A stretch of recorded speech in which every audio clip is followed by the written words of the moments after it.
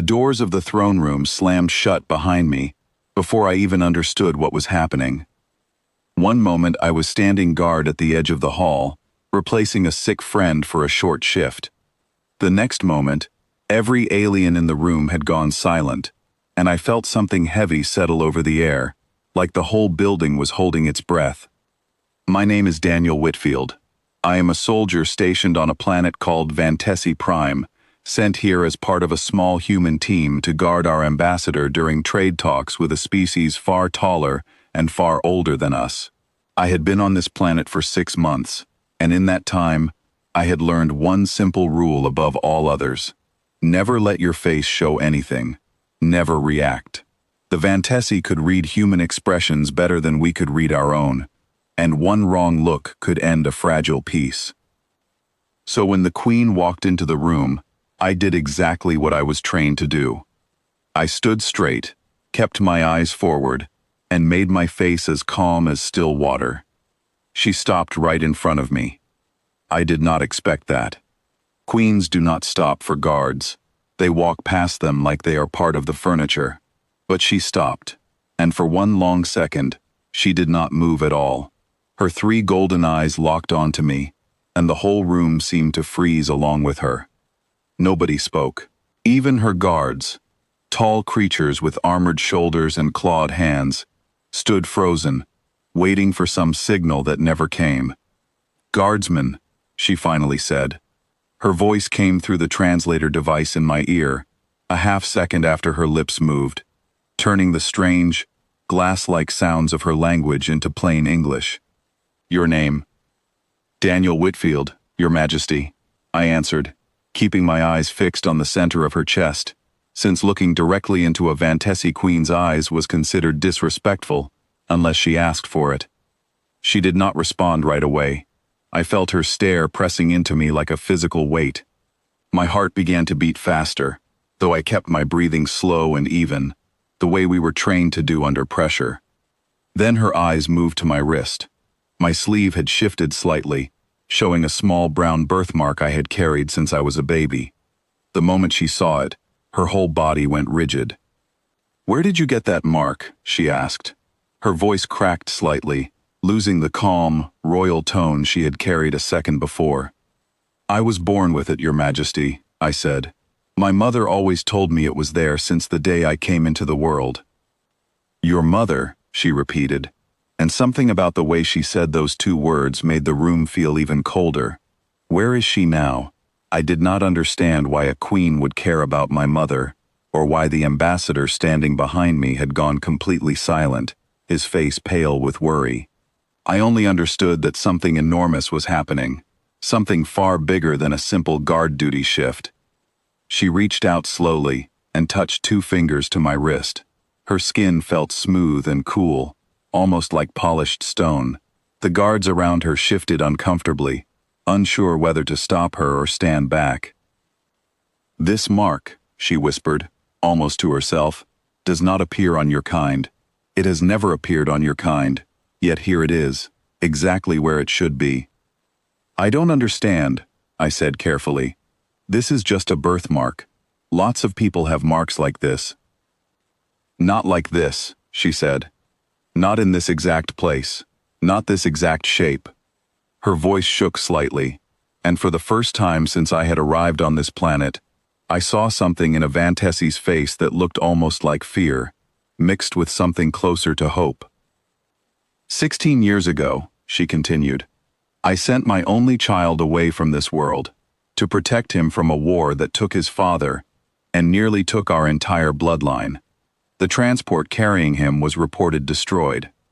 I was told there was nothing left, no survivors, no wreckage, nothing. The room felt like it was shrinking around me. I could hear the ambassador's breathing behind me, quick and nervous, like he already understood something I did not. "I don't know what you think this means," I said, "but I am human. I was born on Earth. I have a mother, I have a birth certificate. I have a whole life that has nothing to do with your people." "Do you?" she asked. "Have you ever asked her exactly how you came into her life?" I opened my mouth to argue, but the words did not come. My mother, a kind woman named Grace who raised me alone in a small town outside Nairobi, had told me many times that I was not born to her. Not in the way most children are. She said a stranger had left me at a hospital when I was only a few days old, wrapped in a plain blanket, with no note, no name, and no explanation.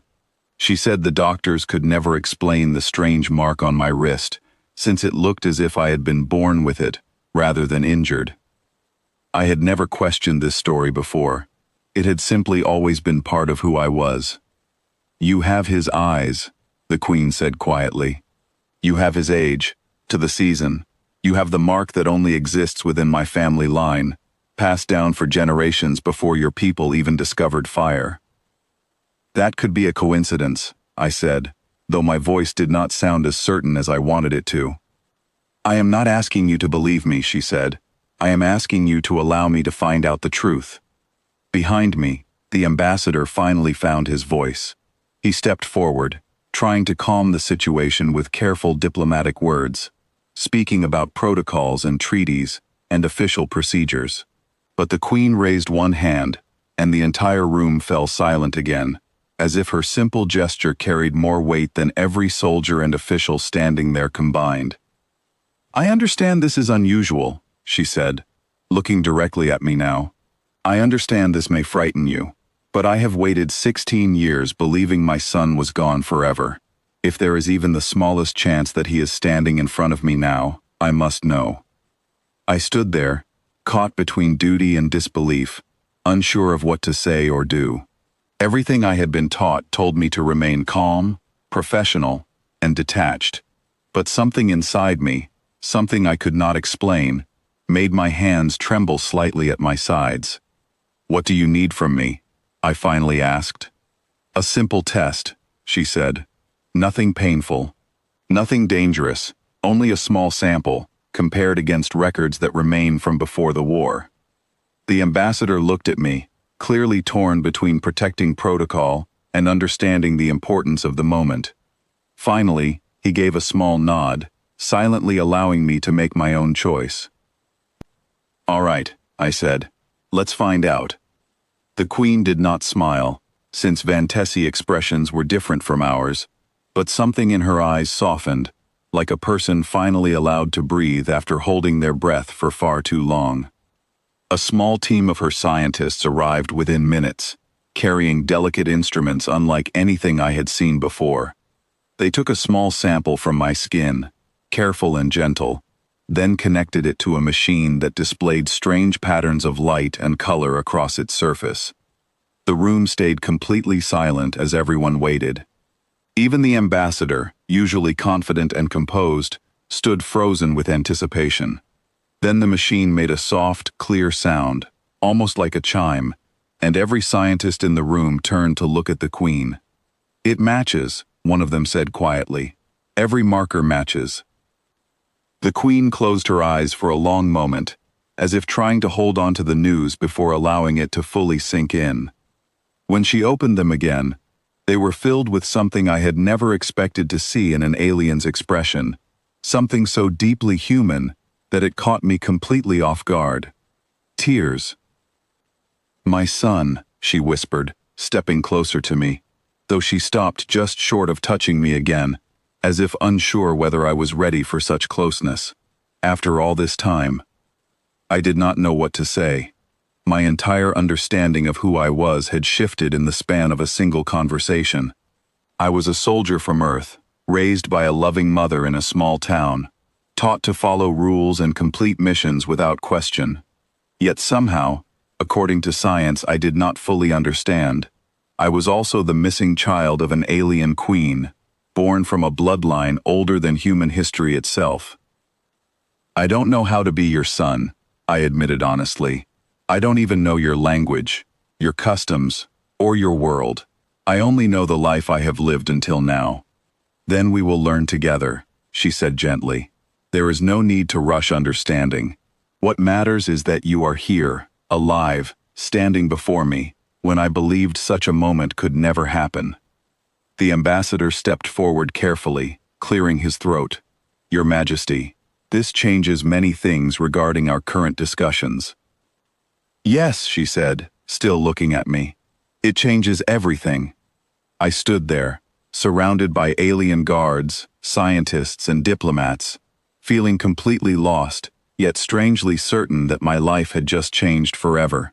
Whatever happened next, whatever choices awaited me between two entirely different worlds, I understood one simple truth. I was no longer just a guard standing at the edge of a room. I was standing at the center of something far greater than myself.